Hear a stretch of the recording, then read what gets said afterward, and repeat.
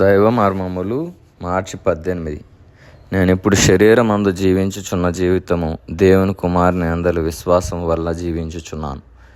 గలతీ 2:20. విశ్వాసులనేకులు యేసుక్రీస్తు ప్రభువు మరణమునందు విశ్వసించెదరు గాని వారు తమ స్వంత పాత స్వభావమునకు చనిపోరు. ఎందుకనగా వారు దేవుని పునరుత్థాన శక్తిని తమ జీవితములకు అన్వయింప చేసుకొనరు. ఆయన మరణములో ఆయనతో మనము అంటుకట్టబడిన ఎడల ఆయన పునరుత్థాన సాదృశ్యం నందు కూడా మనము ఆయన వలె నుందుము. రోమా 6:5.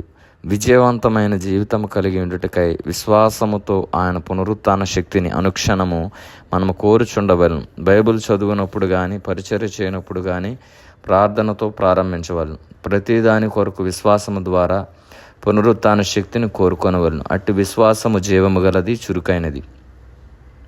అది దేవుని కుమారుని యొక్క విశ్వాసం. గలతీ 2:20లో క్రీస్తే నా యందు జీవించుచున్నాడని పౌలు సాక్ష్యం ఇచ్చుచు, ఇప్పుడు నేను జీవించుచున్న జీవితము దేవుని కుమారుని అందలి యొక్క విశ్వాసము ద్వారా జీవించుచున్నాను అని చెప్పుచున్నాడు. ప్రభువైన యేసు నీ యందు జీవించుచున్నాడని గుర్తెరిగి నీ అక్కరలు, బాధ్యతలు, పరీక్షలలో ఆయన అందలి విశ్వాసమును అభ్యాసం చేసుకొనవలెను.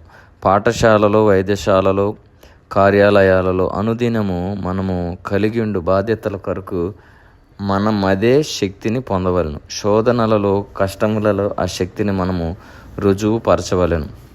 మనం కూడా శరీరపరముగా మరణించి ఆత్మీయముగా జీవించి ఆయన యొక్క పునరుత్థాన శక్తిని పొందాలని బైబిల్ గ్రంథం సెలవిస్తుంది. కాబట్టి మనము కూడా దేవునితో జీవించాలంటే ఆయన మరణ భూస్థాపనలో మనము కూడా యహలోక సంబంధముగా చనిపోయిన వారమై ఆత్మ సంబంధముగా పునరుత్థాన శక్తిని కలిగి ఆయనలో, ఆయనతో, వాక్యముతో అంటుకట్టబడి జీవించాలని దేవుని ఆశయం ఉన్నది. అటువంటి జీవితము దేవుడు మనందరికీ దయచేయునుగాక.